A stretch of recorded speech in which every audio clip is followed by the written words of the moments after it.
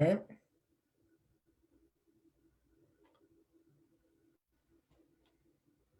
Setting up your meeting for Facebook Live. It's telling me right now. So we might already have viewers. And that's going well. So now I'm going to share it. Okay. Let me know when you've got it on your page. I think it said shared to your profile. I'm not sure if that's shared to my more options. Share to a group. Well, let's not worry about that for now. And now we're recording in the cloud. Fantastic. So I think it'd probably be best if we could go to our Facebook pages so that we could see any questions that might be coming on our profiles. It's also on the Improv Trick Facebook page, and I'll be checking there on my phone. In the meantime, hi everybody. I'm Bill Cott. With me here online is my writing and teaching partner, Eric Hoffman. How are you, Eric? You know what, Bill? Thanks for asking. I'm doing well. Thanks. Good. I really wanted to really get down to the nitty gritty and find out how you're feeling. And I'm glad you were able to be honest about that. Listen, if not now, when? Exactly. And if not ever, then whenever. And Bill, how would we know you? Oh, folks might know me from the Dana Carvey show, where we started doing the ambiguously gay duo cartoons. They wound up on Saturday Night Live after that. Why don't you brag on yourself a little bit, Eric? Where would folks know you from? Well, have you ever been to that 7-Eleven down on, oh, you mean, yeah. You might know me from Mr. Show with Bob and David. And then there was another show called just with Bob and David. Mm-hmm. And then there was a movie called Girlfriend's Day, which is also a holiday, but this is a movie about a holiday.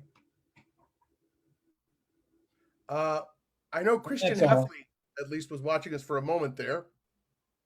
It looked like Christian is one of my students and interns from Improv Trick and a very creative and wonderful voiceover actor in his own right. Very cool. Uh, Bill and I have I was just checking it out. But Bill and I have a what? Go ahead. I'm sorry. Oh no, go ahead. I was just letting people know if they're watching us on any of the pages, go ahead and write it down there on the page. Let us know what questions you might have. Hopefully, at some point, we can start inviting people right on Zoom. Actually, we do have two comments right here. Desmond Nagai and JP LeBeau are watching us. Awesome. Desmond, how are you? JP, how are you? Now we've got that class coming up on the 31st, and we have a sketch comedy. Going to be one of the students in that class. I understand. Yes. Yep. He's already taken both the sketch in and the sketch house classes. Actually produced a class and realizes the value in coming back, repeating it again. Matter of fact, those who have taken our sketch comedy class and want to take it again, you could take it again for half price. And you could, and even if you have it and you want to save money on this class, it's only $150 today, and the price is going up on the 29th to $200. So if you want to get that early registration discount, we will. You know what we should do is put that link in the video. So I'm going to do that now. Eric, can you tell us how you got started off writing comedy? What was your first experience in training? That's an idea. We could ask each other questions, and this is a kind of a detailed one, so take your time while I'm sharing some of these links. Matter of fact, I'll turn my camera off so people can keep it on. I want to see in case you chime in with something. But bro, yeah. So the question is, how did I kind of start?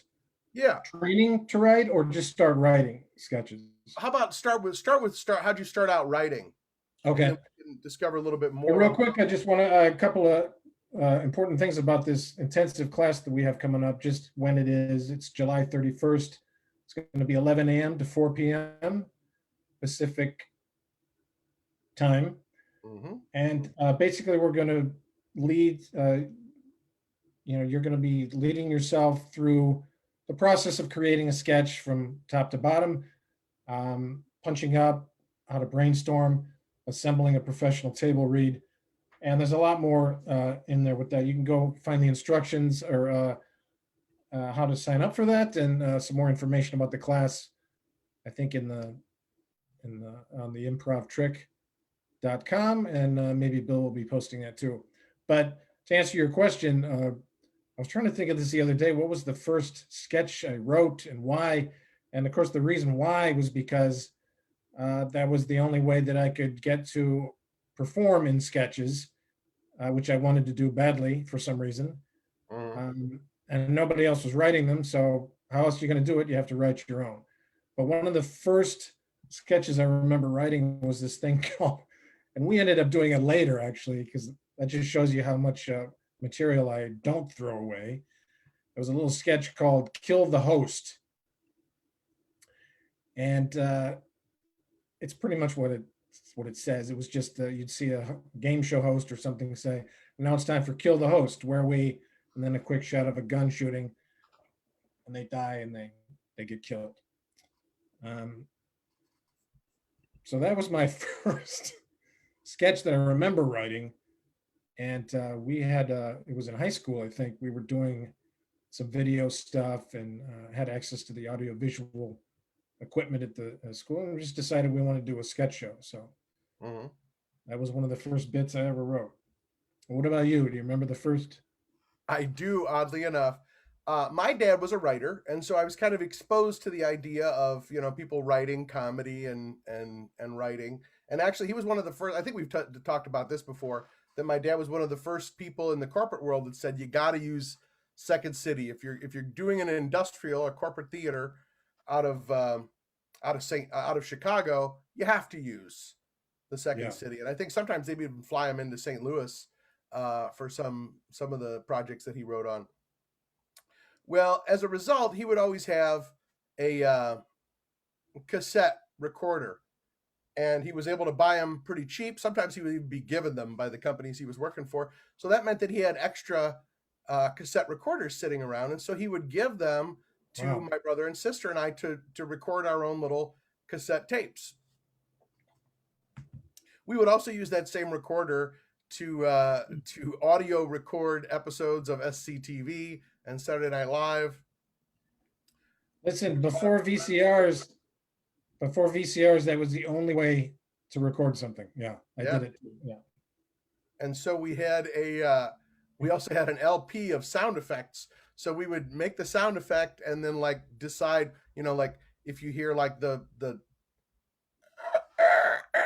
ding, ding, well, then you set it on the docks. If you hear, then you're on a boat. And so me and my brother and my sister, and we did some crazy things like Jasper, the deadly ghost. Instead of being Casper, the friendly ghost, it was Jasper, the deadly ghost, who would devour children. And so the sound effects that we would write would be like me shoving whole peanuts, shell and all, into my mouth, and that crunching sound was supposed to be their bones. And so we would always move around. So we didn't make a lot of friends personally outside of whatever friends you'd meet in one school year. And so the time that we spent together would be recording sketch comedy that we had written ourselves. That's great. A lot of it very immature and not very appropriate for public viewing. Well, listen, you got to start somewhere. Yeah, I remember guess one of my old classmates from St. Louis, Carrie Ann Mitchell, is also here, joining us on our Q&A. If anybody has any questions, we can try to answer them about ourselves, but primarily about sketch comedy, because we're trying to let people know about our sketch comedy intensive coming up on the 31st of July. And we have another thing coming up too. We'll just touch on here briefly. Next month, we're going to have the premiere of a new podcast that Bill and I are going to be heading up, brought to you by Sketch House. It's going to be called Sketch Panel, where we're going to be deep diving into the world of sketch comedy. And our debut show, we're going to be deep diving very deep to present a sketch group that Bill and myself were actually in together for 2 years, about 2 years. And that's that's a healthy run for a sketch group. Yeah. But anyway, yeah, we're going to be talking about our group, getting everybody back together sometime in August. Look for that. The Dickey Bell Twist Dance Party. We're going to get Mike Montestelli, Scott Robinson, and our musical director, Michael Burson. Hopefully we can get everybody together for that. So look for that. And I like to chime in every time I see a new friend of ours joining us on this Q&A. BJ Lang is out there watching us, a big friend and supporter of ours. And if you know improv in LA, you've met BJ Lang, or you at least have his business card in your pocket. Good to see you, Mr. Lang. BJ also teaches improv over at the Second City. So he might have some informed questions for us about writing and performing too, sketch comedy. And this is a Q&A, so we're hoping to get questions, or we'll just keep on asking one another questions, because I'm enjoying that as well. Also, we might as well check in on our own Facebook pages where we've shared this, because there could be people watching it there and asking questions there. So, but everybody, if you really want to, go to the original video, the improv trick, and we'll see your answers quicker and better there. The other thing too is, there's a lot of obviously there's a lot of online sketch stuff going on out there, and has been for a while. One of the things that we pride ourselves on that is maybe a little different from some of the other places is we try to, among many things, is we try to focus on the story element of the sketch.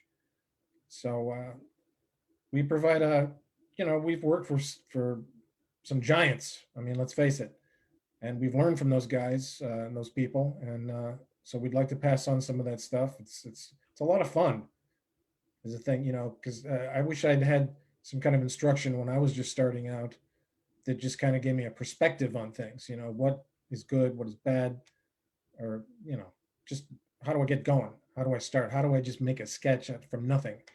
And so that's what I like about what we're doing.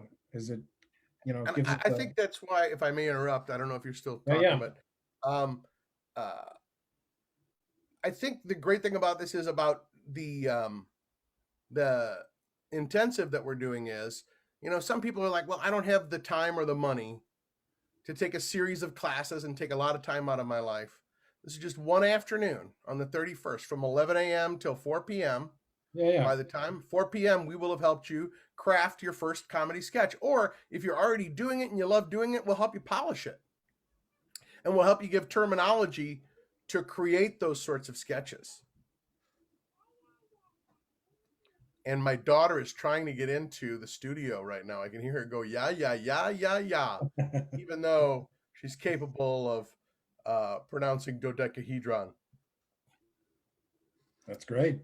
So let's start thinking of other questions we might have for one another, because I think that was a good way for us to get into this. Is we don't always talk about, like, how did you start doing this? We talk about our first experiences, our preconceptions, and things that we know about, right now in this moment. Here's one. Yeah. Sometimes it kind of goes hand in hand with each other, but do you remember what's the first sketch you performed in front of an audience? Oh. And I guess sketch could include even, like in school, stuff like that. But I mean, like sketch, where it was like, this is a comedy sketch and we want to go out and make people laugh. Yeah. Okay. They were both on the same stage in the same church basement. Okay. At Central Methodist University. Now, I guess you could say some of the magic shows I did as a kid were part of that tradition of doing comedy. But my sophomore year in college, they had a talent show for homecoming. And so anybody who wanted to do a little bit could do it in the show. And so I did a thing that was kind of making fun of the world religion teacher at the time, who is now an Episcopalian bishop, was Father Stephen Miller, and a really sweet guy. and a young priest in all the good ways. He was hip enough to talk to the kids, but also a little stiff. Had a pipe, and a really sweet guy. Very, very knowledgeable about every world religion. And I had found a some parody in an episode, an issue of National Lampoon that was a biblical verse, and there was like all kinds of like pop culture references in it that sounded religious, but and yea, the Lord did say, "Up from the ground shall come a bubbling crude," and things like that, and the Lord crashed through the wall and said, "Oh yeah." So I was reading it in the way that he did, in this kind of lilting, the way priests and pastors and whatever might, in that lilting way that they read the text of the Gospels, right, and things like that. And so that was mine. And so it was kind of disrespectful, but also very respectful towards him as a human being. He remained a kind of a mentor for me. I'm still in touch with him now. Cool. And I think he just retired as a bishop recently in Milwaukee.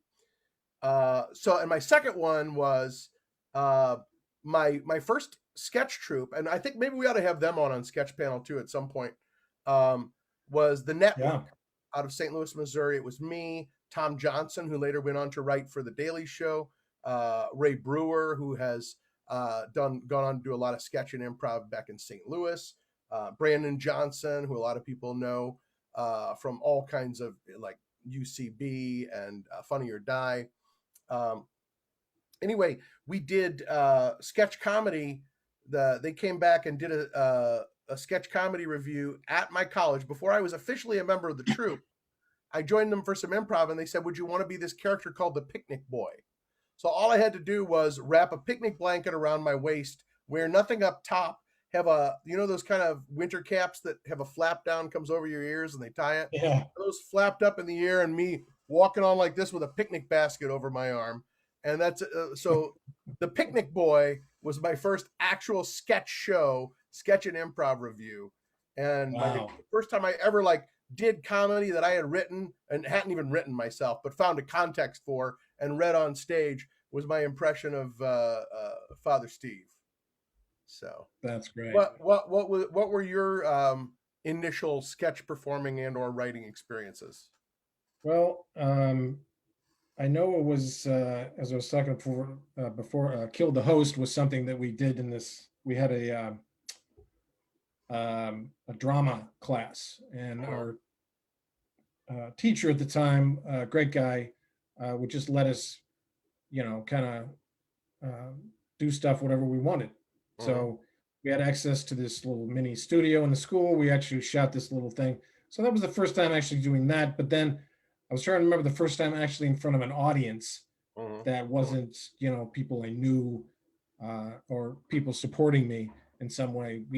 Someone gave us, they knew we had a sketch group in high school, and someone pointed us to this want ad that was in the local newspaper, said they were looking for comedy acts and things like that at this nightclub. So we went there. It's called Mountain Jacks. It's in Fort Wayne, Indiana. And they had to let us in and out of the side door because we were all underage. And we would come out in this little dance area. They had the disc jockey area. The booth was behind us, and there was like a floor there for dancing, or that's primarily what it was for. But that's where we would go and perform these little sketches we did. But it was weird. It was weird having I remember some of the, I can't remember the exact first one, but some of the stuff didn't go over the way we wanted to. And, we just kept going back every week after that. And just these high school kids. Mm-hmm.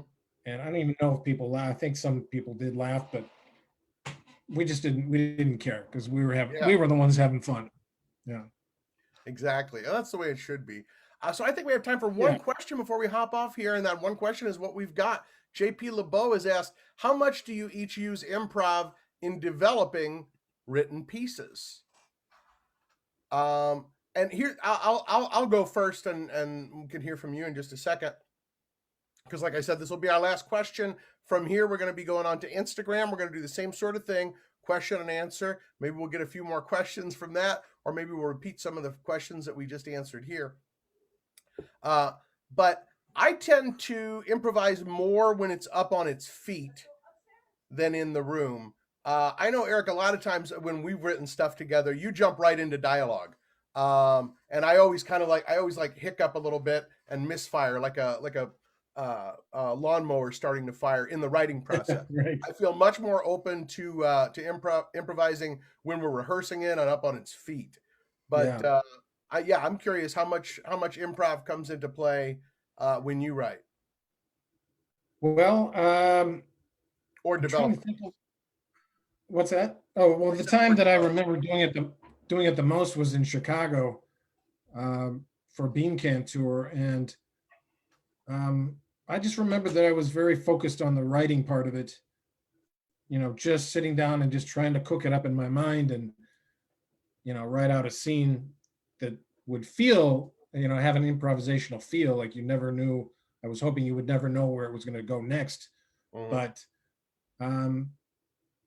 no, I do enjoy improvising stuff once we get it up on its feet as well. That it does help you, but most of the stuff I've had to write on my own, so it's kind of just been, it's a little difficult. You improvise with yourself a little bit. Yeah. All right. Well, thank you, JP, for that awesome question. Yes. Before we sign off, we want to remind everybody that August 17th is when we have our first sketch panel, where we're going to talk with the cast and writers and the fearsome foursome fivesome that came up with Dickie Bell Twist. We performed at all kinds of places. Upright Citizens Brigade. Well, I guess not so much officially, but IO, Comedy Store, HBO Workspace. We'll find out more about that. In the middle of that, I'm just going to say real quick, and in the middle of that, I went on to write for the 4th season of Mr. Show. So there's a lot. Yeah, we were in New York at the UCB. Oh yeah, that's right. UCB in New York, we definitely did. So, Comedy Store in Hollywood. I mean, we had quite a run. We certainly did. And then July 31st is that 1-day intensive, 11 a.m. to 4 p.m. That's a Saturday, July 31st. And it's only $150. And that is a bargain to get a chance to write out and polish some comedy material all in one day with the support of us and all your fellow students. The early registration discount is still in effect. You can save $50 and only pay $150. Otherwise, the price goes up to $200 if you don't register before July 29th. So we're going to this is just a Comedy by the Numbers water bottle. Sorry. Yes, I don't know if we mentioned in all the credits that Eric was one of the co-authors of Comedy by the Numbers, a hilarious book, and they've got merch online. And they can they get that through your Facebook, or is there I know you definitely have a Facebook page and Instagram for Comedy. Go to our Instagram, actually. Okay. Go to Instagram, that'll take you right to the link on Zazzle. Yeah. And there's a lot of other improv trick classes coming out. If you want to find out about our upcoming sample class, you can sample week 1 of a 4-week class coming up on July I'll have it for you in just a second. I'm sorry, is it August? Why is it not in my phone? I know why. Give me just a second.